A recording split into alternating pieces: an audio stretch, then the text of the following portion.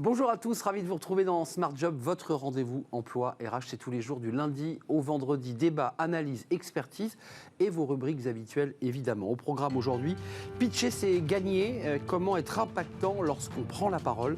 On en parle avec Anne-Cécile Broutier, directrice associée de Time to Pitch. Elle est notre invitée. Smart et Réglo, un point de droit développé chaque semaine. Étienne Pujol nous parle aujourd'hui du forfait jour, mais il est lié tout de même au temps de travail. Il va tout nous expliquer dans quelques instants dans Smart et Réglo. Le cercle RH, le débat quotidien de Smart Job, les travailleurs de plateforme, leur statut précaire en passe d'évoluer. Une directive européenne de décembre dernier envisage d'améliorer leurs conditions de travail. On fera le point avec des experts sur ce sujet. Ça risque de changer pas mal de choses, notamment pour tous ceux qui sont dans la restauration et dans les taxis. Et puis pour terminer, fenêtre sur l'emploi, le bilan de compétences, comment allier sérieux et plaisir. On en parle avec le fondateur de Profil C, Arnaud Vallée. Il sera notre invité à la fin de l'émission. Tout de suite, c'est bien dans son job.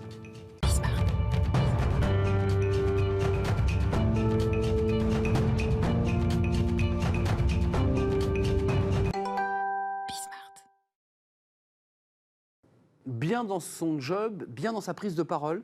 On va en parler avec Anne-Cécile Broutier. Bonjour Anne-Cécile. Bonjour. Ravi de vous accueillir, directrice associée de Time to Pitch. Un mot sur Time to Pitch, c'est une société créée en 2014, c'est cela ? Effectivement, ça a été fondé en 2014 par Éric Salomon et aujourd'hui c'est un cabinet de conseil en prise de parole. C'est vous qui décidez. Hein. Oui, de formation en prise de parole. On est leader sur le pitch notamment et on a 40 coachs et on forme 5000 personnes par an. 40 coachs, 5000 personnes. Un mot sur le mot pitch, parce que c'est pas... Alors, un mot que tout le monde comprend. Souvent, en réunion, on nous dit, mais il faut que tu nous pitches tes prises de parole, c'est trop long. C'est pas un peu réducteur, le mot pitch ? Alors, le pitch, c'est là pour convaincre, c'est là pour faire embarquer les interlocuteurs. Effectivement, ça peut être court. Alors court, ça veut dire quoi ? 1 minute, 3 minutes, 10 minutes, chacun a sa version. L'idée, c'est vraiment d'être impactant et de convaincre. Pitcher, en mots simples, ça veut dire, vous dites, embarquer, convaincre, ça veut dire trouver les bons mots, les bons arguments pour quoi ? Convaincre, pour réussir à signer un contrat, parce que vous avez toutes sortes de clients. Alors en fait, pitcher, c'est pour tout le monde. C'est quand vous devez convaincre un client, vous devez convaincre votre codir d'un projet en interne, de les embarquer sur un projet marketing. L'idée, c'est de structurer ces idées de façon impactante et de, je dirais, avoir les bons ingrédients et les mettre dans le bon ordre et de bien les raconter pour faire adhérer et embarquer les gens que vous avez en face de vous. J'ai le sentiment qu'il n'y a jamais eu autant besoin de maîtriser sa parole, sa prise de parole et aussi donc son pitch, parce que le pitch renvoie quand même à l'idée d'éléments de langage, de slogans, de mots forts, mais rien que la prise de parole, la maîtrise de la parole est devenue essentielle en entreprise. En fait, il y a la structuration de ces idées et puis ensuite, il y a comment on l'incarne, comment on se sent dans cette prise de parole. La prise de parole, c'est souvent une zone de crainte, de peur. On n'ose pas aller en réunion, il faut que je présente ce projet, je suis mal à l'aise.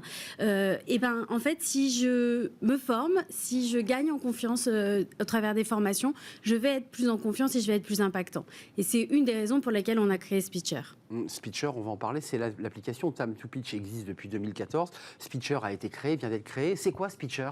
Alors en fait... Speech Air, hein ? Oui, Speech Air, avec un apostrophe. Un apostrophe. En fait, Speecher, ça a été créé parce qu'on a échangé avec nos clients, alors des grands groupes, en l'occurrence Deloitte, La Poste, qui en fait rencontrent plusieurs problèmes aujourd'hui.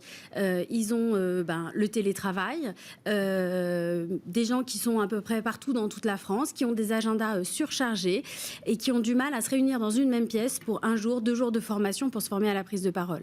Et c'est là où, en échangeant avec eux, on s'est rendu compte que l'application, le mobile, c'était ce qu'ils avaient tous dans la poche. Et du coup, ils pouvaient, grâce à une application, et en l'occurrence, Speecher, c'est la première application de formation à la prise de parole. Donc ça veut dire qu'on télécharge l'appli, on ouvre cette appli et sur des horaires libres, on peut aller chercher de la formation. Comment ça se passe ? C'est pas du direct, on est d'accord ? Alors non, c'est pas du direct, mais quasi. En fait, Speecher, c'est votre entreprise qui vous propose de vous former à travers cette application. Vous la téléchargez et puis là, vous êtes inscrit dans un parcours de formation sur la durée finalement qui va vous accompagner et vous former. Alors il y a plusieurs étapes.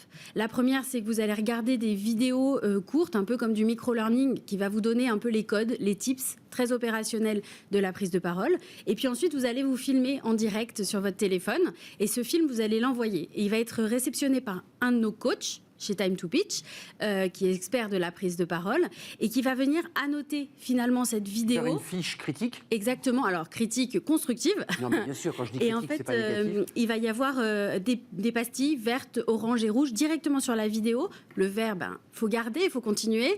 Le orange, il faut ajuster. Et puis le rouge, c'est un axe d'amélioration qu'il faut venir travailler. Et directement sur l'application, on va vous proposer les exercices qui vont vous permettre de travailler vos axes d'amélioration. Et ce fonctionnement de je me filme, j'ai des exercices, je le réitère 3 fois en fait au fur et à mesure. Donc il a 3 possibilités de pouvoir réaméliorer. Une première critique positive, Oui. il réenregistre une semaine plus tard ou quelques jours plus tard, il refait sa vidéo, de nouveau il a une critique vert, rouge et ainsi de suite jusqu'à 3 fois. 3 fois et à la fin il reçoit une feuille de route en fait qu'il va pouvoir consulter pendant 1 an et qui va être à sa prochaine prise de parole, il va regarder, il va se dire ah oui c'est vrai, j'ai tendance à parler trop vite, il faut que j'y pense, j'avais fait tel exercice. Ça me le remémore et du coup j'y vais avec plus de confiance dans ma prise de parole. Il y a toujours une question sur ces business de prise de parole, c'est on se dit ça vient d'où, qui prend la décision, parce que parfois il y a des collaborateurs qui sentent vraiment qu'ils ont besoin d'un accompagnement, puis il y a des collaborateurs qui sont bien installés, qui pensent que tout est formidable. Comment ça se passe? C'est les RH, comment se passe la rencontre entre Time to Pitch, un collaborateur qui est parfois volontaire puis qui est parfois un peu hésitant? Alors, il y a plein d'histoires, effectivement.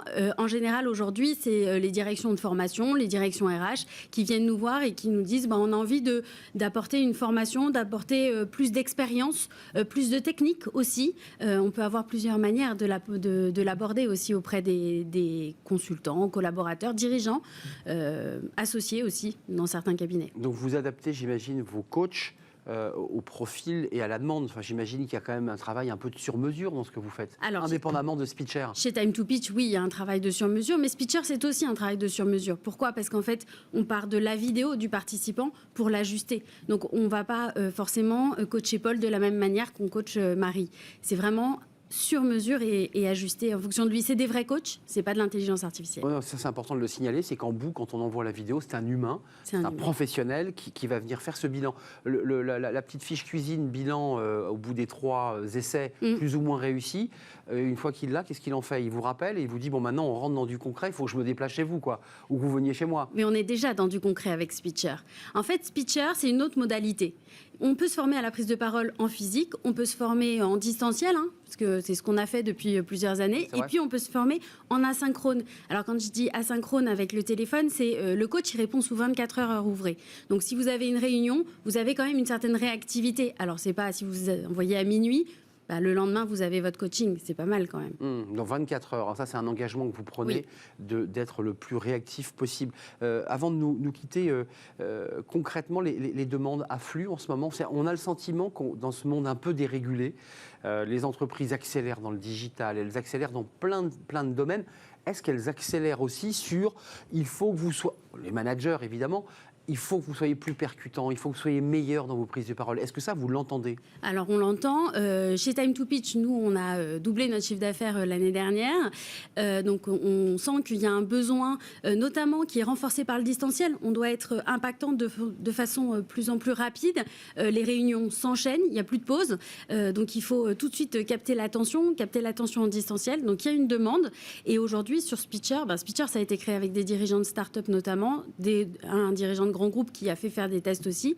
Aujourd'hui, c'est en déploiement dans 5 grands groupes et notre ambition, c'est d'avoir 2000 utilisateurs sur 2022. Donc ça veut dire que c'est l'entreprise ou le groupe avec lesquels vous allez travailler qui vont piloter ou acheter cette application, on est d'accord, et la distribuer, j'imagine, à un certain nombre de collaborateurs. Exactement, ça peut être des associés, ça peut être des commerciaux et ça peut être une équipe marketing qui doit vendre des projets en interne. Et après, l'enjeu, c'est de savoir si l'entreprise les oblige à ouvrir l'application toutes les semaines ou non, mais il y a quand même un débat sur le volontariat dans ça. Il faut quand même que le candidat il a envie aussi de se remettre en question. La réalité, c'est qu'on développe au travers notamment du travail en distanciel l'autonomie des collaborateurs.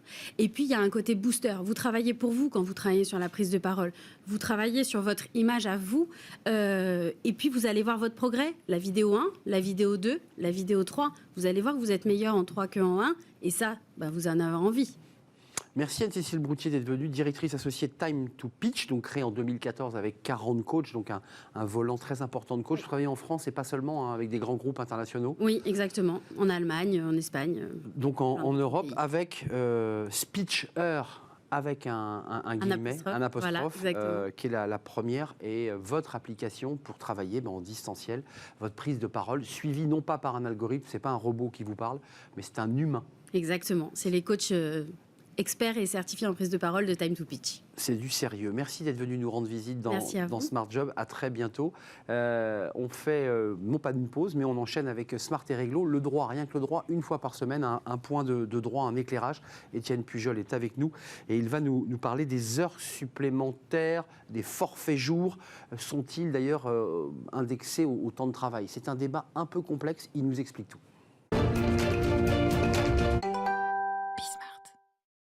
Smart et Réglo avec Étienne Pujol, comme chaque semaine, avocat en droit social au cabinet Berilo. Bonjour Étienne. Bonjour Arnaud. Tous mes voeux, bonne année à vous, plein de bonheur et de liberté aussi, c'est important. Je parle à un juriste. On parle des heures supplémentaires et vous nous en avez parlé le mois dernier, en décembre dernier. Là, on parle du forfait jour. Oui. Est-ce que c'est quoi? C'est un moyen de ne pas rémunérer les heures sup? Parce que souvent, les cadres, quand on commence une négo de salaire, il faut le dire, le DRH vous dit, vous serez bien sûr en forfait jour. Et automatiquement, on se dit, oh là là, forfait jour, ça veut dire que je suis corvéable à merci. Oui, alors il y a une partie statut social, c'est bien, je suis en forfait jour, ça veut dire que je suis autonome, on reconnaît mon autonomie et mon positionnement au sein de la société. Mais pour l'entreprise, c'est aussi un moyen de ne pas avoir à se préoccuper des heures supplémentaires, en tout cas de la durée du travail de son cadre autonome et de la charge de travail qui va lui être imposée. Alors concrètement, ça veut dire quoi? Ça veut dire qu'en fait, au lieu de calculer la durée du travail quotidiennement, 7 heures ou 8 heures par jour, ou sur la semaine, 35, 37, 39, on va calculer en fait la durée du travail en jours sur l'année. Donc c'est un changement complet de paradigme dans la gestion du temps de travail, puisque on va déterminer sur l'année à venir combien vont y avoir de jours non travaillés et de jours travaillés en fonction des jours fériés, des jours de congés payés et puis des jours de repos qui ne sont pas des jours de réduction du temps de travail, des JRTT comme on les appelle dans les entreprises, c'est vraiment des jours de repos. Et puis on va organiser l'année comme cela avec la flexibilité pour l'entreprise de savoir quels jours les cadres vont travailler et puis pour le cadre de savoir comment il va organiser son année. Mais au sein de ça, la durée, elle peut être extrême. La durée du travail sur la journée, l'amplitude horaire sur la journée. Sur la semaine et sur la semaine peut être extrêmement large. Mais il y a des cadres quand même. Heureusement qu'il y a des garde-fous, exactement. Et d'ailleurs, il y a des contentieux en cours et même jusqu'au niveau de l'Union européenne, parce qu'effectivement, ces garde-fous, ils ont été d'abord introduits normalement dans des conventions collectives au niveau des secteurs d'activité. Et puis, il y a la Cour de cassation qui est venue aussi mettre le holà à des dérives, à des excès, parce que c'est pas parce qu'on avait écrit quelque chose et qu'on ne l'avait pas respecté que tout allait bien. Donc il y a des garde-fous. Les garde-fous, c'est d'abord le fait que le forfait jour doit être écrit, c'est-à-dire que c'est pas quelque chose qu'on peut improviser comme ça. Il doit être à la fois prévu par une disposition d'un accord collectif, soit au niveau de la branche, soit au niveau de l'entreprise, et au niveau du contrat de travail. Ça va être repris. C'est inscrit noir sur blanc dans le contrat de travail. Il faut que ce soit écrit dans le contrat de travail. Et il faut non seulement que le principe soit écrit dans le contrat de travail, mais aussi les modalités, et donc les protections des salariés soient inscrites. Et qu'est-ce qu'il faut inscrire, par exemple? Il faut inscrire qu'on va s'assurer d'un suivi régulier du nombre de jours pris et non pris. On va rappeler que c'est pas parce qu'on ne calcule pas la durée quotidienne de travail qu'on ne va pas se préoccuper de la durée quotidienne et hebdomadaire de repos. Il faut se souvenir que les salariés ont l'obligation de se reposer 11 heures la nuit normalement. Et ça fait une belle nuit, mais enfin en tout cas la nuit, le dîner et la vie voilà, sociale. Normalement en tout cas. Et puis 35 heures par semaine, c'est-à-dire une journée de 24 heures plus les 11 heures dont on vient de parler. Donc ça c'est les garde-fous, ça c'est ces garde-fous par un cadre très exactement rigide. Et l'autre garde-fou, et c'est probablement le plus important, parce que c'est celui qui est le plus souvent oublié par les entreprises, c'est cette question du suivi. Non pas de la durée du travail, mais de la charge de travail, c'est-à-dire de l'adéquation de l'utilisation du forfait jour par rapport au travail que l'on donne à notre cadre. Encore une fois, comme le référentiel n'est plus la durée, le référentiel va être la quantité. Et du coup, il faut s'assurer que la charge mentale, la charge de travail du collaborateur est en adéquation avec l'utilisation du forfait jour. Et ça, c'est probablement le point le plus important. Étienne, il faut quand même le dire, c'est quand même une petite révolution dans l'histoire du temps de travail et de l'histoire du travail. C'est assez On singulier. dérégule. Exactement, c'est une dérogation en fait qui a été faite et il faut leur rendre cet hommage-là par les juristes de l'UIMM à l'époque qui ont mis en place ça en 98 et c'est une révolution parce que c'est la première fois qu'on sortait du cadre, du moule du salariat, c'est-à-dire du travail posté en usine pour lequel le code du travail a été rédigé, c'est-à-dire on embauche le matin à une telle heure et puis on débauche le soir et on calcule comme ça la durée du travail et on est rémunéré au travail. Avant le salariat, en fait, on était rémunéré à la tâche. Ouais. Et c'est un peu ça qui revient, c'est-à-dire que vous avez une tâche à réaliser et vous avez un certain nombre de jours pour les réaliser. C'est quoi les risques et on en découle le débat des contentieux, c'est-à-dire, je leur dis, à l'origine même, on négocie un salaire, on négocie un cadre, et forfait jour. C'est quoi les risques derrière ? Eh ben, les risques, c'est qu'en ayant une convention de forfait jour qui ne rentre pas dans ce moule, dans ce cadre, c'est-à-dire soit parce qu'on l'a pas bien rédigé, soit parce qu'on l'a pas bien appliqué, eh bien le cadre, au moment où il s'en va généralement, où il y a un contentieux, il vient de dire, au fait, mon forfait jour n'était pas valable, et donc on va calculer ma durée du travail telle qu'elle l'était véritablement, donc on met de côté la question de charge de travail. Et là, ça cube. Et là, pour un cadre qui est censé être autonome, par construction, il a travaillé plus que 35 heures par semaine. Et donc, il va produire un relevé, je le disais au mois de décembre, de premier mail envoyé le matin, dernier mail envoyé le soir. Il va dire, mon amplitude de travail, c'était ça. Donc, comme mon forfait jour est nul, eh bien, on va me rémunérer mes heures au-delà de 35 heures, des heures majorées. Et évidemment, c'est souvent tarte à la crème, parce que ça vient en complément du licenciement sans cause réelle et sérieuse. Et c'est un étalon de négociation aussi pour monnayer son départ. Les juristes, enfin en tout cas ceux qui ont à trancher ces litiges, ils penchent plutôt côté cadre ou côté entreprise ? Parce qu'il y a un vrai débat sur ces questions. Est-ce qu'en général, le cadre, il gagne tout le temps quand il dit que son forfait jour n'était pas bon ? Alors, si on a bien rédigé et bien appliqué, a priori, le cadre, il ne va pas avoir beaucoup de billes à fournir au Conseil des prud'hommes pour dire que son forfait jour n'était pas valable. À l'origine, c'est la qualité de rédaction et de l'accord collectif qui a été mis en place. Exactement, c'est ça qui est le plus important. Des accords ont été, par exemple, l'accord du groupe Crédit Agricole a été remis en question par la Cour de cassation il y a 2 mois parce que ces garde-fous-là n'étaient pas assez bien rédigés, n'étaient pas assez bien assurés pour les collaborateurs. Parce qu'à l'origine d'un litige. Exactement. À l'origine, il y a eu un litige d'un cadre qui a remis en question ça et du coup, tout l'accord forfait jour est tombé, ce qui posait problème. L'accord Syntec aussi ils ont été obligés de renégocier au niveau de la branche parce que la première mouture de leur accord n'était pas bonne, ce qui a généré un second accord. Je fais une parenthèse, ça veut dire quand même que le cadre, à un moment donné, anticipe le conflit et le litige et commence déjà à noter.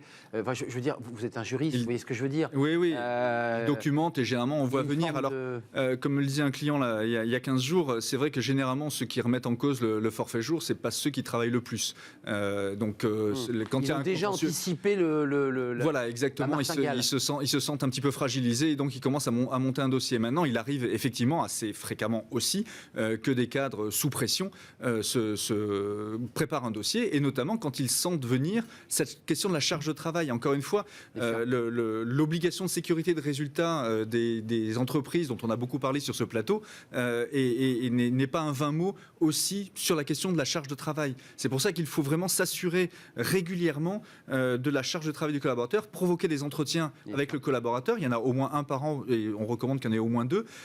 Et à chaque fois qu'on sent que le collaborateur a un problème de livrable, de charge, exactement, il faut provoquer un entretien, le documenter. Ça, c'est la casquette avocat qui reprend. Nous, on a besoin de preuves, nous, avocats, pour aller après devant les prud'hommes. Donc, il faut vraiment qu'il y ait un compte-rendu de cet entretien pour qu'on puisse prouver qu'on s'est préoccupé de la charge de travail du collaborateur. On est bien d'accord que s'il commence à empiéter sur ces 11 heures de repos entre deux charges de travail, là, en fait, globalement, il peut le documenter, aller voir un avocat. Oui, lui, il peut le documenter et c'est aussi la responsabilité de l'entreprise que de dire, attention, tu as envoyé un mail à minuit, je ne te demande pas d'envoyer des mails à minuit. Donc, l'entreprise doit être réactive. Exactement. Il faut si elle laisse faire, elle laisse la porte ouverte à un litige. Vous avez tout à fait raison. En fait, il ne faut pas laisser s'intégrer des pratiques qui vont nous porter préjudice. Qui reviendraient en boomerang 2 ans plus tard, quand le cadre ressortirait le mail de minuit. Non, regardez, je n'ai pas arrêté d'écrire tous les week-ends. m'a répondu. Et on m'a répondu, Non, et on m'a demandé un vendredi soir de faire une présentation pour lundi matin,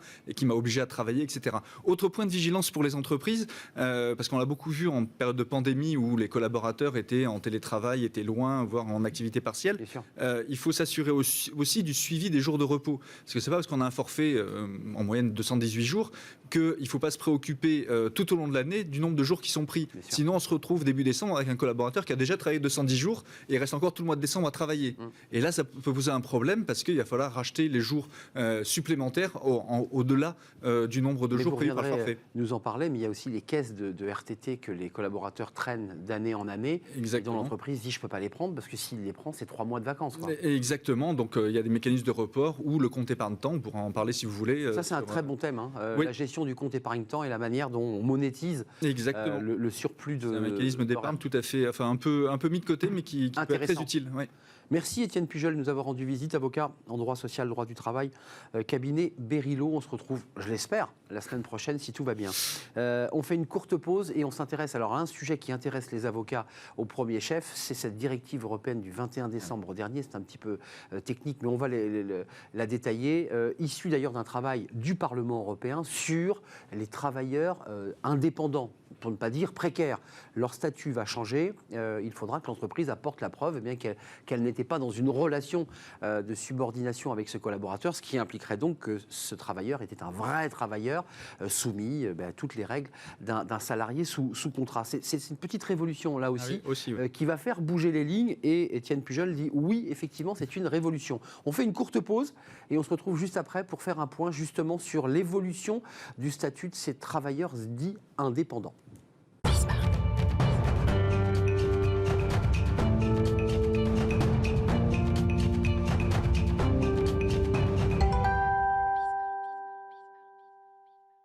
Le cercle RH, le débat de Smart Job, débat quotidien, on s'intéresse à un sujet dont on a déjà parlé sur ce plateau, mais ça bouge.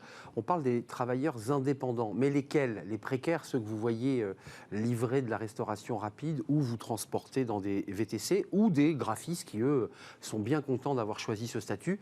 Une directive européenne du 21 décembre dernier, alors elle est le fruit de tout un travail mené par le Parlement depuis septembre, visant à donner un statut à ces travailleurs précaire, je mets des guillemets parce qu'on va revenir évidemment sur cette question, et ce qui remet en question le modèle d'ubérisation, c'est-à-dire de plateformes qui disaient mais nous on n'est pas des employeurs, on est juste là pour mettre en relation une offre et une demande, et à chacun de se débrouiller, parce qu'après tout nous on n'a pas à gérer les droits sociaux attenant à un contrat de travail. C'est tout le débat qu'on va avoir sur ce plateau, et c'est évidemment ce qui a décidé de faire bouger cette directive européenne. On en parle avec mes invités. Myriam de Gaudusson, merci d'avoir répondu à notre invitation. On se connaît, vous venez régulièrement faire des chroniques dans Smart et Réglo, avocate en droit social au cabinet Franklin, et vous nous ferez part du sentiment d'une avocate qui, à certains égards, peut avoir à défendre des entreprises qui sont peut-être un peu embarrassés par cette directive qui se profile. Alors, il faudra bien sûr la transposer en droit français. Il y a tout un travail de lobby et de droit qui va se mettre en place, évidemment, et on va en parler avec vous. Erwan Tison, merci d'avoir répondu à notre invitation. Bonjour, directeur des études de l'Institut Sapiens, qui est un think tank indépendant. Vous étiez venu déjà nous parler de ces sujets. On vous écoutera sur cette directive européenne. Elle est le fruit quand même d'un gros travail mené par certains députés au Parlement européen.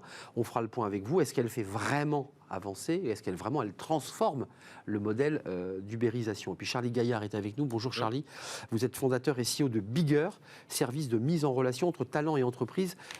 C'est quoi Bigger exactement en quelques mots? Exactement, c'est un service de mise en relation. Je l'ai bien dit? Tout à fait, tout à fait. Donc c'est un service de mise en relation entre des entreprises et des talents qui soient indépendants ou salariés. Donc vous avez affaire à des indépendants? Tous les jours, effectivement. Je vous donne la parole puisque vous avez introduit le mot indépendant. Il y a l'indépendant libre de ses choix, tout à fait, qui peut choisir son employeur et ses tarifs. Et puis, il y a ceux dont on va parler, qui sont les indépendants précaires, qui globalement sont menottés à un employeur sans en avoir les avantages. Exactement. On est d'accord. Il y a deux types d'indépendance, exactement. Il y a l'indépendance subie, celle dans laquelle on doit en fait devenir indépendant, par exemple pour travailler effectivement avec des plateformes telles que Uber ou Deliveroo, donc sur des tâches, des micro-tâches. Et puis il y a ce qu'on appelle un peu la talent economy, c'est-à-dire que c'est des personnes qui choisissent finalement ce statut de travailleur indépendant, qui choisissent de s'affranchir du salariat pour plus de flexibilité dans leur rythme de travail, pour augmenter leurs revenus, pour différentes raisons. Et qui, eux, assument la gestion de du paiement de leurs droits sociaux, de leurs mutuelles Exactement. et de leurs cotisations. Et ils le supportent en l'assumant. Tout à fait. Et on a fait une étude là récemment, c'est assez intéressant, avec l'Université de Toronto. Et en fait, 9 freelances sur 10 dans cette situation ne souhaitent pas redevenir salariés. Donc il y a vraiment effectivement 2 poids, 2 mesures, 2 réalités différentes qu'il ne faut pas traiter dans le droit de la même façon. Je donne la parole à Myriam de Gaudusson, mais Erwan Tison, pour ceux qui nous regardent, parce que la directive européenne, les Français ne la suivent pas, les décideurs ont autre chose à faire que de... Cette directive, elle est quand même fondamentale quand on interroge des juristes et puis les acteurs. On nous dit que cette directive, elle va plutôt, j'allais dire, dans le sens de l'amélioration du statut des travailleurs précaires. On est bien sur ce chemin-là. Oui, tout à fait. Je ne vais pas commenter le volet juridique. Je pense que ma voisine le fera mieux que moi. Je n'ai pas cette prétention-là.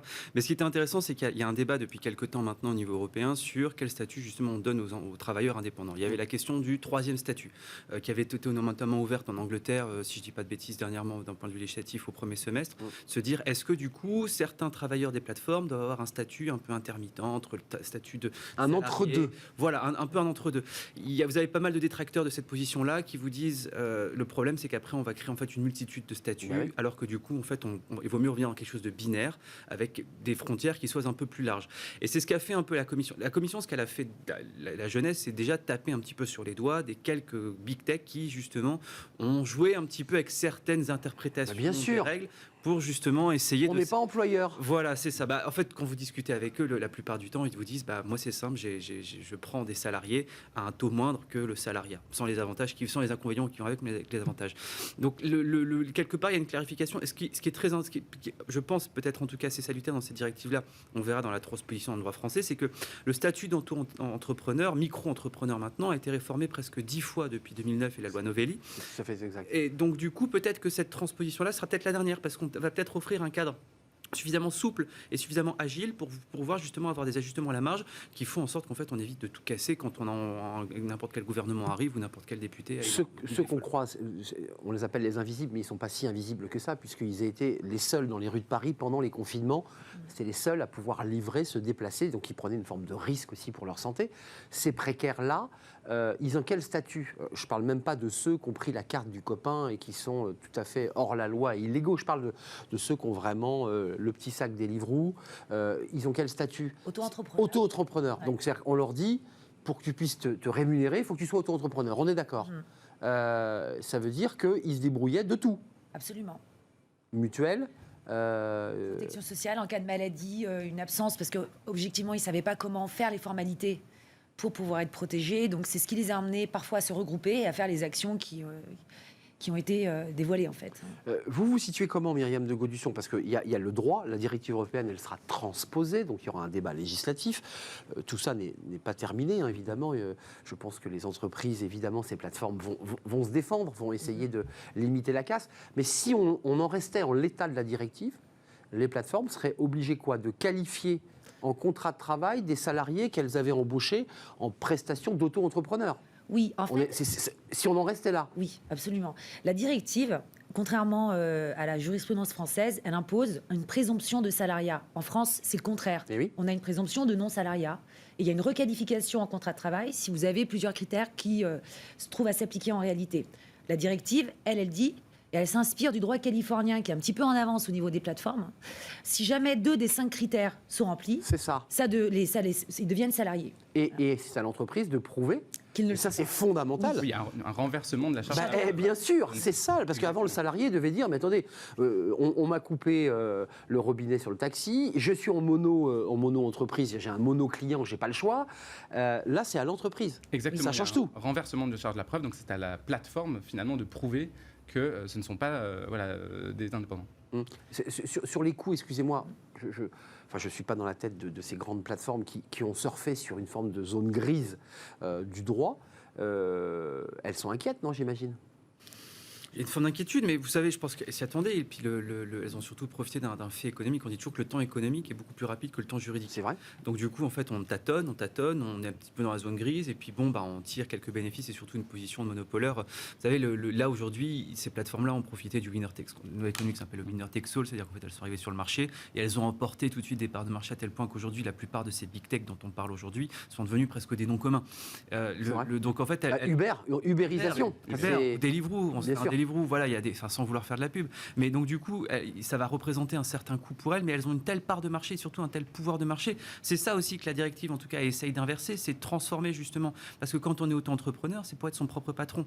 Et donc du coup, c'est essayer de casser aussi une sorte de féodalisation qui peut exister par rapport à certaines entreprises, où des fois, notamment le droit californien disait, des fois c'est l'algorithme en fait qui est votre propre manager ou superviseur. Ouais, qui gère, c'est pour ça qu'il y a une inversion du pouvoir de marché qui est assez intéressante là-dedans. Il y a quand même quelques chiffres, 500 entreprises qui sont concernées par cette directive de décembre 2021, 28 millions de travailleurs, ça c'est actuellement, et 43 millions à l'horizon 2025. Enfin, ça nous dit quelque chose, c'est-à-dire qu'il faut quand même agir assez vite, puisque si je comprends bien, le modèle, malgré la directive, est plutôt à la précarisation du monde du travail qu'à, je dirais, au renforcement de ses droits. Enfin, Et alors, si je peux me permettre, oui, bien sûr, mais comme on a dit au début, il y a effectivement deux types d'indépendance. Et le problème aujourd'hui de justement cette directive, c'est qu'elle recouvre toutes ces réalités-là. Donc il y a les plateformes des indépendants, et on a du mal justement à distinguer. Il y a précaires et indépendants heureux de leur sort. Exactement. Et donc ça, il ne faut surtout pas le casser, puisque c'est créateur de valeur pour les entreprises comme pour les freelances. Elles disent quoi, les plateformes? Parce que vous les rencontrez, vous les conseillez. On les a reçues sur ce plateau d'ailleurs pour avoir un débat très ouvert avec elles. Elles sont prêtes à aller jusqu'où? Parce que la question, c'est de savoir si ces jeunes garçons à vélo qui sont dans leur premier job souvent, est-ce qu'ils sont prêts à les qualifier en CDD, en CDI? Je pense qu'il y a une phase de posture et de lobbying, puisque en Espagne, Deliveroo a indiqué et a annoncé qu'elle quitterait le pays. Donc c'est la pression, c'est le bras de fer. Exactement. Pour l'instant, je pense qu'à terme, vu les enjeux financiers, il va y avoir une stabilisation, une négociation des dispositions de la directive. Honnêtement, les critères de la directive correspondent à la réalité. On a la notion de clientèle. Les indépendants dont vous parlez et que vous représentez. D'exclusivité, voilà, c'est ça. alors que les travailleurs précaires des Deliveroo, Uber, généralement, n'ont pas une multitude de clientèle. Ils ont un monoclient. Le niveau de rémunération, le contrôle, la manière de s'habiller, etc. Bon, on voit bien que les critères posés par la directive sont réalistes et correspondent à la gig economy. Donc, je pense que petit à petit, ils sont prêts à avancer. Enfin, vous nous dites quand même en introduction, Myriam, qu'ils sont dans une première phase de on tape du poing sur la table et si vous nous traitez comme ça, nous on s'en va. Oui, c'est le jeu de toute négociation. C'est ça, on tape fort, et puis ensuite on dit après tout on va trouver. Et ils sont sur le chemin de du troisième statut où ils sont prêts à, je dirais en droit constant, à utiliser les cadres que propose déjà le Code du travail français. Et dans cette option-là. C'est plutôt l'option de on choisit le cadre du droit classique. L'Angleterre a choisi la notion de worker qui s'oppose à celle de employee et qui correspond à cette troisième voie. En France, je pense que la notion de portage salarial, qui était une sorte de troisième voie, n'a pas vraiment marché. Donc du coup, on en revient plutôt à salariat ou indépendant. Qu'est-ce que vous en pensez? Alors, nous, on travaille avec effectivement des salariés en portage, donc qui font le choix de l'indépendance, mais qui veulent la sécurité du CDI, ou en tout cas, par exemple, qui cotisent au chômage, donc ils ont droit au chômage entre leurs missions. Donc ça, c'est une différence effectivement fondamentale. Donc effectivement, cette troisième voie, elle existe aussi. Aujourd'hui, on a la chance quand même d'avoir effectivement une multitude de possibilités en droit français. C'est-à-dire qu'on peut être auto-entrepreneur, on peut être en portage salarial, on peut créer une société, être président de sa société. Donc ça apporte une certaine souplesse sur le droit social aussi et sur le régime social duquel on dépend. Mais maintenant, effectivement, je pense qu'il faut légiférer, clarifier un certain nombre de choses.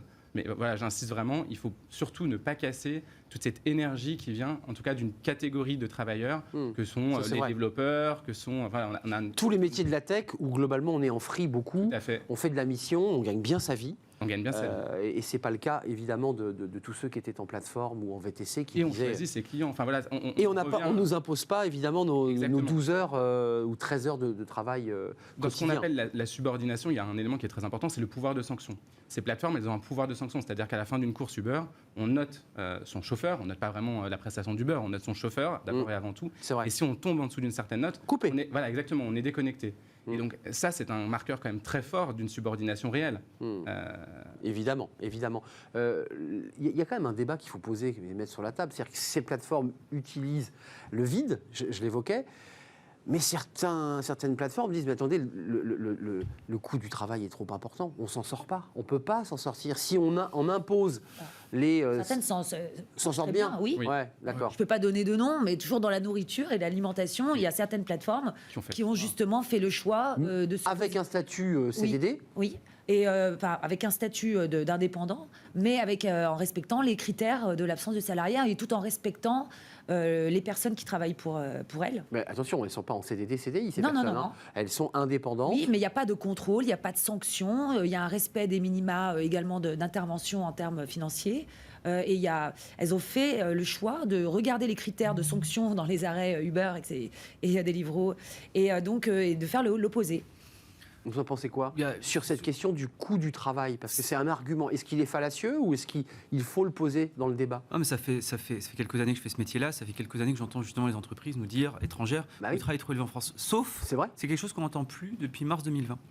Le fait d'avoir passé une grande partie de la population française en chômage partiel, qui a été un cas quasiment inédit à travers le monde, la plupart des entreprises se disent c'est pour ça en fait que c'est élevé. Et même dans une vision très libérale, le fait de s'être dit en fait le modèle social français est capable de mettre sous cloche des compétences, pas des actifs, des compétences. Et donc du coup de pouvoir redémarrer très rapidement parce que justement on a un modèle social d'amortisseur. C'était le pari d'ailleurs. Hein. C'était le pari. Oui. Et je vous assure que dans les critères d'attractivité, ça joue énormément. Et donc du coup les gens se disent très bien, je suis à 33 € de l'heure en moyenne de coût du travail dans le secteur tertiaire. Mais par contre, donc je suis environ à 3, 4, 5, 6 points par rapport aux pays limitrophes. Mais par contre, j'ai cette garantie-là, j'ai cette assurance-là.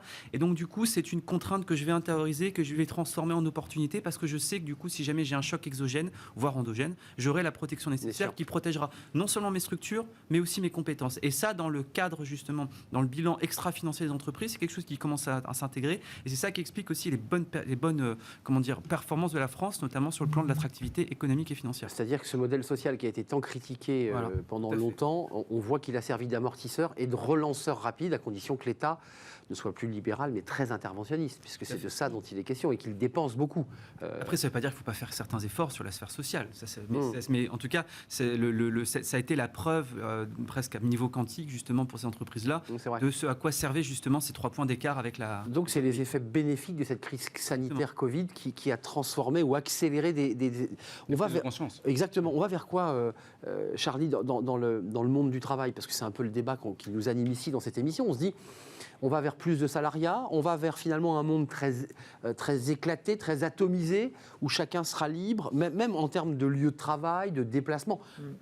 Le droit du travail est interrogé tous les jours en ce moment. Bien sûr. Alors effectivement, la crise est un marqueur majeur, c'est un point de rupture. Aujourd'hui, on voit bien qu'en fait, les talents, ils cherchent d'abord et avant tout des projets qui ont du sens. Donc en fait, aujourd'hui, le moteur, c'est l'envie. Nous, on travaille vraiment énormément sur ce sujet-là, c'est-à-dire que les compétences ne suffisent plus. Ce que veulent les entreprises, ce que veulent les talents, c'est des gens qui sont motivés, qui ont envie. Parce que c'est avec l'envie qu'on déplace des montagnes, c'est vraiment le moteur de tout.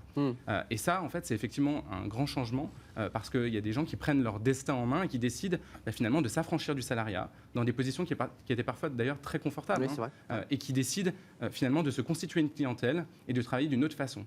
Certains le font pour gagner plus, d'autres le font pour gagner du temps. Et de plus en plus... Et de la liberté, si je... Et de la liberté. C'est-à-dire, C'est-à-dire, le vendredi, je ne travaille pas, je m'occupe de mes enfants. Et ça change vraiment quelque chose de très important dans le rapport qu'on a aussi au travail. On va vers quoi, Myriam de Gaudussian, vous qui accompagnez les entreprises? Parce que j'ai vu que non seulement l'Europe tapait fort avec cette directive, donc il va se passer des choses dans les mois qui viennent, puisque la France, d'une manière ou d'une autre, va devoir s'emparer de cette directive. Je pense que les députés qui ont porté ce texte vont s'employer à la faire connaître, cette directive. J'ai vu que le monde aussi, d'une manière globale, était plus tourné vers la protection que vers la précarisation. En fait, il y a le développement de manières de travailler tellement différents qui a été accentué depuis la crise du Covid, que le droit s'adapte.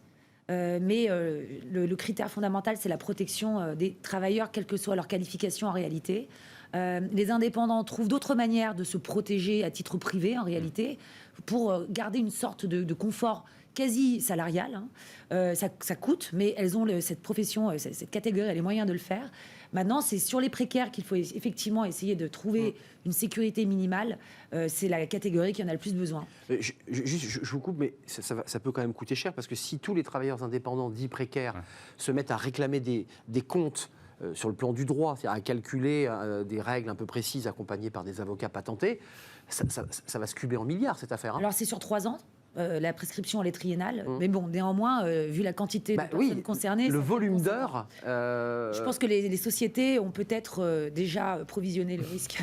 Oui, c'est ça. Non, mais vous le dites en souriant, mais il y a quand même dans ces sociétés l'idée qu'elles vont devoir se délester des réclamations menées par ces précaires. Il ne faut pas oublier que c'est un Français qui travaille en laboratoire sur cette directive. Et c'est vrai que le droit californien s'est quand même inspiré aussi du droit français qui a été le premier à poser la présomption de salariat. Donc, Vous avez raison de signaler que la Californie et donc même les Américains sont aujourd'hui en train de se poser des questions sur l'espèce de modèle des GAFA qui avait tout dérégulé. Les États-Unis se posent quelques questions. Je pense notamment à la relation avec Facebook, par exemple, où c'est un autre sujet, mais il y a quand même la volonté de reprendre en main les plateformes. On va vers quoi ? À l'Institut Sapiens, j'imagine que vous observez finalement les mouvements des plaques tectoniques du monde du travail. On va vers quoi ? Une explosion et des indemnisations records parce qu'un jour il faudra passer à la caisse, ou un monde qui va s'organiser entre des plateformes, des salariés indépendants heureux, des salariés en CDI. Ça va ressembler à quoi ? Non, il y aura pas. On n'aura ni le côté tous indépendants demain qu'on avait pu voir dès 2014, certains prophètes nous l'annonçaient, ni le côté tout salariat. Je pense qu'on va rester dans cet entre-deux. De toute façon, on voit d'un point de vue, ça peut paraître contre-intuitif, mais depuis 1940, en fait, il y a une diminution de la part des indépendants dans la masse salariale, dans la masse des actifs. On était à environ à 40% en 46, on est maintenant aux alentours de 9-10%. Donc en fait, on a vraiment une diminution, une contraction, mais on remarque qu'en fait, on atteint la masse critique, masse presque incompressible. Donc je pense qu'on va rester à ces alentours-là et qu'en fait, les règles du jeu vont être redéfinies. C'est-à-dire que les plateformes ne vont plus jouir du même pouvoir de marché sur le marché du travail qu'est-ce qu'elles ont pu avoir avant. Certains indépendants vont avoir, à mon avis, un pouvoir de marché un peu plus élevé. Par contre, ce qui est intéressant de se poser là, c'est la question du législateur, parce que moi, j'entends beaucoup le législateur français et je me réjouis de dire qu'il est déjà dans les starting blocks pour transposer cette directive. Oui, j'ai lu ça. Il faut aussi qu'ils pensent aux implications que ça va avoir justement d'avoir aussi, d'accès aux autres marchés pour ces indépendants-là. Il y a une directive qui est passée justement début décembre sur les crédits, l'acceptation des crédits. Oui. Il est beaucoup plus difficile depuis le mois de décembre d'obtenir un crédit immobilier quand vous êtes indépendant, quel que soit votre niveau de revenu. On a des témoignages des ménages qui étaient à 10 000 € de revenus par mois, hallucinant, et qui sont obligés d'hypothéquer des biens, voire de préempter une hypothèque pour justement avoir accès à un taux d'effort qui est à même pas 15%. Ça, c'est le deuxième effet de l'indépendance. Mais c'est le problème, c'est que le système français, en fait, adore les insiders. Le système français, en fait, a tout fait pour sauvegarder le salariat et les insiders. C'est tout à fait paradoxal. C'est-à-dire qu'on pousse les gens à devenir entrepreneurs et à prendre des risques, parce que c'est quand même intéressant de... On vous dit, on vous protège. Si vous devenez on vous protège face aux grandes plateformes et tout, mais de l'autre côté, par contre, vous vous débrouillez pour tout. Mais vous ne serez jamais propriétaire. Voilà, exactement. Parce que c'est ça, en fait, l'enjeu. Vous êtes d'accord ? Oui, bien sûr. Parce qu'il y a quand même ce statut, même s'il a baissé depuis 40, on voit quand même qu'il y a une dynamique aujourd'hui chez des jeunes qui sortent des écoles, qui disent, moi, je ne veux pas être salarié, je veux travailler en free. Très bien. Nous, sur nos métiers, sauf c'est que une explosion. Enfin, vraiment, Mais sauf que le problème, c'est que quand ils veulent un jour ou l'autre se poser et poser leur valise dans un petit appartement ou un grand, on leur dit non, là, j'ai pas les garanties du salariat. Enfin, c'est quand même un élément fondamental, ça. Et malgré des rémunérations qui sont effectivement parfois très importantes. Ouais. Et la banque leur dit non. Non. Ça, c'est vraiment un syndrome effectivement franco-français qu'on ne retrouve pas d'ailleurs dans notre pays. Mais c'est vraiment, effectivement, les banques ont des grilles de lecture qui sont calées sur le salariat. Le sacro-saint CDI français qu'on a... Alors qu'au même moment, on nous dit soyez entreprenants, soyez audacieux, soyez des créateurs d'entreprises. Mais le droit, rien que le droit, est-ce qu'il faut faire bouger la loi sur ces questions ? Est-ce qu'il faut obliger les banques, d'une manière ou d'une autre, à avoir une posture qui ne soit pas au niveau du statut de celui qu'elle reçoit, c'est-à-dire qu'elle cherche plutôt le fonctionnaire d'éducation nationale et un peu moins l'indépendant, pour le dire simplement, mais sur les revenus, sur ce qu'il a vraiment gagné par mois pour qu'il puisse avoir des crédits. Oui. Qu'est-ce que vous en pensez ? Je pense qu'il faudrait... On est sorti un peu du sujet de l'ubérisation, non, mais c'est vrai que c'est une sous-représentation du pouvoir d'achat des indépendants. Qui sont très performants, qui n'est pas pris en compte. Les sociétés, au plan du droit du travail, essayent d'incentiviser cette catégorie-là, justement. Mais cette catégorie-là, quand elle est salariée, elle a le droit au PE, avec la possibilité de débloquer les sommes pour acheter un appartement. Il y a tout un ensemble d'avantages qui n'existent pas pour les purs indépendants. Alors, est-ce qu'ils doivent se regrouper pour agir à l'encontre des systèmes et des organisations bancaires? Ça peut être une voie. On ne l'a pas dit quand même avant de nous quitter, puisque je reviens à nos amis de l'ubérisation, c'est-à-dire tous ceux qu'on a pu croiser dans des VTC, avec qui on a pu d'ailleurs échanger sur leur métier. C'est toujours intéressant de savoir comment ça fonctionne. Et on découvrait effectivement ce rapport de subordination qui était souvent intolérable. certains disent quand même que ça leur a permis d'avoir un premier emploi. Je pense à des jeunes issus de l'immigration venus des quartiers difficiles. Ils ont eu un premier job. Enfin, il y a eu quand même des effets pervers, mais positifs, vous êtes d'accord? Pendant longtemps, je ne sais plus si c'est encore le cas maintenant, mais jusqu'en 2018, Uber était le premier employeur du 93. Oui, bien sûr, de Parce que Seine-Saint-Denis. vous avez un système, on revient encore enfin, c'est pour ça que ces sujets sont connexes à ce qui se passe avec le marché de l'immobilier. Vous avez un système du marché du travail qui était extrêmement sclérosé, avec effectivement le sésame qui était le diplôme pour entrer sur le marché du travail. Là, vous avez la possibilité, et c'est pour ça que ça a été un game changer total, ça a été une formidable voie. C'est pour ça justement qu'on peut en vouloir à certaines grandes entreprises de dévoyer un petit peu ce statut-là. Mais bon, maintenant ça va être terminé tout ça. Mais ça a permis effectivement à de nombreux jeunes de pouvoir avoir leur première expérience professionnelle et puis de pouvoir avoir accès tout simplement à l'entrepreneuriat. Le côté Startup Nation qu'on avait beaucoup raillé président Macron quand il avait raconté, le candidat Macron sur cette fameuse interview sur Mediapart. Il disait, moi je préfère qu'un jeune conduise 50 heures par semaine un VTC que de tenir un mur en dealant du shit. C'est exactement ce qui s'est passé. Et ça fait beaucoup de bien, je pense, à notre économie. Mais ils ont conduit parfois plus de 50 heures. Ça a été le débat. Oui. D'où la nécessité aujourd'hui. Et en plus, ça donne une fonction politique à l'Europe, une politique à l'Europe, justement de corriger ces différentes certitudes. On critique souvent l'Europe d'être incapable de prendre une décision commune. Sur cette directive européenne, en tout cas sur l'organisation des travailleurs au sein de l'Union, il faut quand même signaler que là, l'Europe... Ils sont très volontaires. Elle a été très volontariste. Je parle d'une directive, ce n'est pas une décision d'un Parlement, d'une loi qui est souvent rangée dans une armoire. C'est pas un règlement, c'est une directive. C'est une directive. La hiérarchie des normes, c'est très important. Dans la norme, elle va être transposée. Ça a quand même permis, pour certains indépendants, de pouvoir avoir un accès finalement et un statut social. Ah oui, non, bien c'est sûr. fondamental quand même, il faut le rappeler. C'est vrai, ça a permis à toute une catégorie de population qui était un peu isolée de l'emploi d'accéder effectivement et de se créer son emploi. Après, la problématique aussi, c'est que justement, on est sur un marché français où les diplômes, on a du mal avec la diversité, c'est-à-dire qu'on pallie quand même à un manquement. Les soft skills. De la société. Ouais, je suis quelqu'un de formidable, mais j'ai pas le bon diplôme qui va Exactement. bien. Juste avant de nous quitter, c'est important parce que on évoque l'idée que les Français et la France, par la voix de que son gouvernement dit on va y aller, on va la transposer. Vous avez des informations, j'imagine que vos clients suivent ça très près, apportent aussi leurs arguments. C'est quoi? C'est un délai de 6 mois? C'est 1 an? C'est quoi le temps nécessaire à transposer des directives aussi importantes? C'est plus de 6 mois. C'est plus de 6 mois. C'est plus autour d'1 an. C'est ça. Alors là, maintenant, on est en phase de lobbying, donc ça peut être long. Vous le dites avec un air entendu, c'est-à-dire que vous êtes en plein dedans là. Non. Vous n'êtes pas en plein dedans. Elle est en pleine phase de lobbying. Il faut quand même préciser que l'élection présidentielle va avoir lieu en avril prochain, donc tout ça va être bloqué jusqu'en septembre. Et je pense qu'à partir du moment où un nouveau président sera élu ou présidente, on va reprendre la discussion concrète sur ce statut. Vous savez, on va négocier chacun des critères, des 5 critères. Donc, 5, il en faudra 2. Hein. Oui, 2 sur 5. Donc, et puis la France, elle en est à demander à ce qu'on revienne sur sa charge de la preuve à elle, c'est-à-dire la présomption de salariat. Donc on part de loin. Ça peut prendre beaucoup de temps. Sauf que, je le redis, pour qu'on soit bien concret, cette directive dit que c'est l'inverse qui se produira. C'est ça. Voilà, c'est à l'entreprise de prouver qu'elle n'est pas un employeur. C'est très compliqué, ça, c'est tout le challenge. Parce que chaque pays a sa propre position. Donc, et vos clients considèrent qu'ils sont employeurs en France ou qu'ils ne le sont pas? Est-ce qu'ils vont... Ils s'adaptent en fonction de chaque pays. Et ouais, mais en France, est-ce qu'ils considèrent, et par vos conseils, j'imagine, est-ce qu'ils vont plaider l'idée qu'ils sont des employeurs et qu'ils l'assument, ou ils vont aller jusqu'au bout de l'histoire et dire on n'est pas des employeurs, on n'est que des mises en relation d'une offre et d'une demande? Non, c'est employeur. Non, en dehors de la notion de salariat, donc pas employeur. D'accord, pas employeur. Ouais. Mais, donc on en revient toujours à notre débat qu'on n'a pas réglé sur ce plateau, quel statut auront-ils? Les personnes qui les mettent fameux en relation. Non, les fameux travailleurs. Ça va dépendre du résultat de la relation. Et si je peux me permettre, la fausse bonne idée, ça peut être de demander aux plateformes d'assurer une protection sociale un peu obligatoire, absolument, parce qu'on recrée ce lien de subordination dont on essaie justement de s'affranchir. Ce que certains ont commencé à faire, puisqu'on avait reçu Uber sur ce plateau, enfin les représentants d'Uber, qui commençaient à créer un nouveau un lien donc de subordination, donc ça veut dire qu'ils sont tenus. C'est ça, sous prétexte de bons sentiments et de bons procédés. Vous dites qu'il faut laisser les gens indépendants avec la réalité de l'indépendance. Bien sûr, ceux qui ont fait le choix d'être indépendants doivent se constituer leur protection sociale. Alors évidemment, on doit les aider, il doit y avoir des dispositifs qui permettent de le faire. C'est pas non plus la fin du modèle par répartition. Je pensais qu'on allait régler le débat, on ne l'a pas réglé, évidemment. Arrêter d'être hypocrite, je pense, surtout. Arrêter l'hypocrisie, pourquoi? Parce que vous avez une manière de faire travailler les personnes.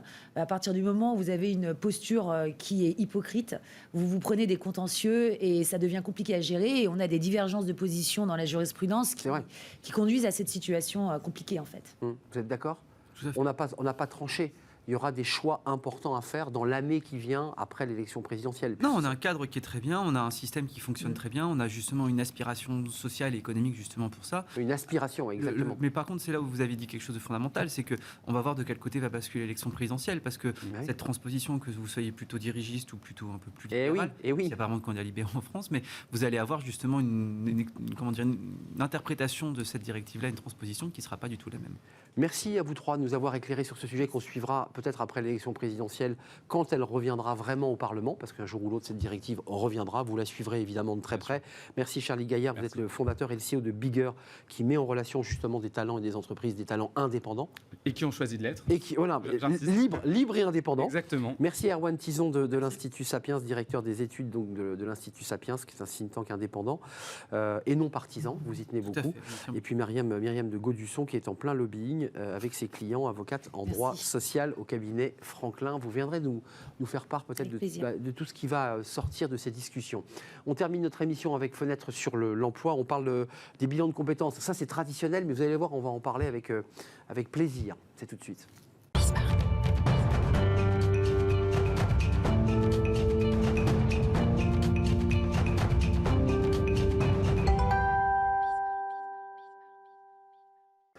Fenêtre sur l'emploi, on parle recrutement, on parle bilan de compétences aussi, c'est-à-dire l'idée de décider un jour de sa vie, de faire une photographie de ce qu'on a fait et de ce qu'on voudrait devenir à travers un bilan de compétences. Tout le monde connaît, sauf que, on va en parler avec Arnaud Valls, vous êtes le fondateur de Profil C, sauf que vous êtes un centre de bilan de compétences. Alors vous travaillez évidemment avec des gens agréés qui font ces bilans de compétences parce que c'est long, c'est très cadré, et que vous y avez, vous rajoutez alors quoi, une pincée de la notion de plaisir, vous y tenez beaucoup. Qu'est-ce que ça veut dire, ça ? La notion de plaisir, ça va correspondre à qu'est-ce qu'on aime faire. En fait, là, on va parler de plaisir dans l'action, c'est-à-dire que quand on fait des choses, d'accord, il y a un moment où on va se dire « Ah, mais ça, j'adore le faire. Et ça, j'ai envie de le faire presque gratuitement, presque tout le temps. J'ai envie qu'on me sollicite, en fait, pour faire quelque chose. » Et c'est cette notion de plaisir dans ce qu'on fait qu'on va mettre en avant, qu'on va mettre en lumière dans le cadre du bilan de compétences. Et ensuite, ça permet de définir un projet professionnel qui sera un peu plus pertinent et qui va correspondre en fait à soi, à ses aspirations. Ce qui est intéressant, c'est de comprendre, parce que tout le monde, beaucoup en tout cas de ceux qui nous regardent, sont passés par des bilans de compétences. Qu'est-ce qui se distingue des bilans de compétences traditionnels par rapport à l'offre que vous proposez ? Je précise que vous êtes en partenariat unique avec MO2I, l'Institut de MO2I, et que vous avez en fait bâti une forme de méthodologie très spéciale, très particulière. Qu'est-ce qui se distingue d'un bilan de compétences traditionnel ? La vocation du bilan de compétences, ça va être de dire qu'est-ce que je peux faire en fonction de qui je suis. Sauf que nous, on va rajouter le « et » de ce que je fais de mieux, et de ce que j'aime faire. Donc on va définir un projet professionnel qui ne sera pas forcément uniquement en concordance avec nos compétences et avec ce qu'on a vécu, mais aussi avec du coup, le potentiel de performance qu'on peut avoir et de progression dans un métier. Donc on prend cette idée de potentiel, donc ça ne veut pas dire qu'on parle de potentiel que si je peux être bon dans du marketing, parce que je suis créatif, qu'on va directement devenir directeur marketing de chez L'Oréal.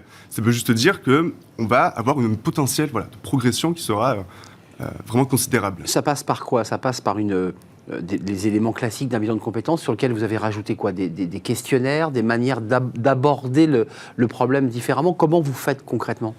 Concrètement, on va reprendre en fait les éléments classiques du bilan de compétences. Après, on reste dans un cadre légal où on a une phase de connaissance de soi, une phase où on va analyser son passé professionnel, et une phase où on va définir donc, des métiers cibles et ensuite concevoir un plan d'action pour atteindre l'objectif qu'on s'est fixé.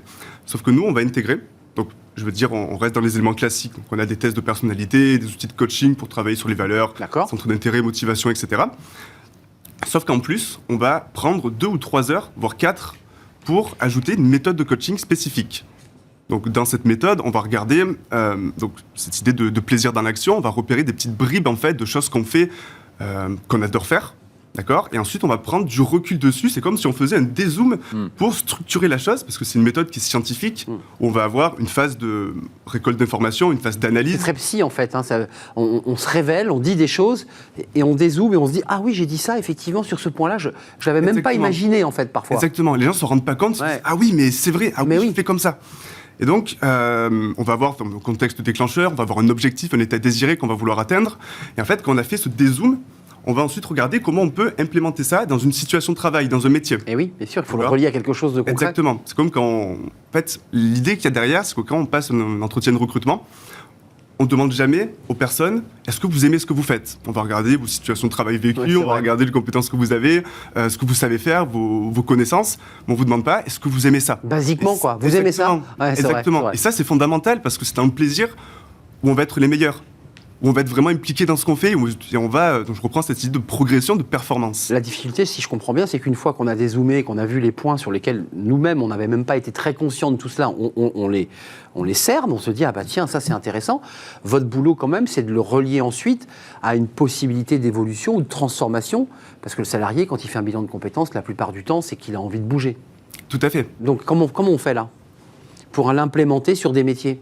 Pour l'implémenter, donc là après on va reprendre le processus classique du bilan de compétences. On va avoir d'autres outils, d'autres tests sur les grilles de compétences, il y a des tests qui vont pouvoir faire ressortir des typologies de métiers. Et ensuite par rapport à ça, il y a donc des enquêtes métiers où on va aller parler à des professionnels en activité pour leur demander comment est-ce que ça se passe, est-ce qu'il y a bien, comment est-ce que ça se passe, les avantages, inconvénients, etc. Donc on rejoint le processus classique du bilan. Au final, vos clients, parce que l'intérêt c'est quand même la satisfaction de vos clients, de ceux qui ont poussé la porte de Profil C et à travers la méthodologie de MO2I, qu'est-ce qu'ils vous disent en retour client?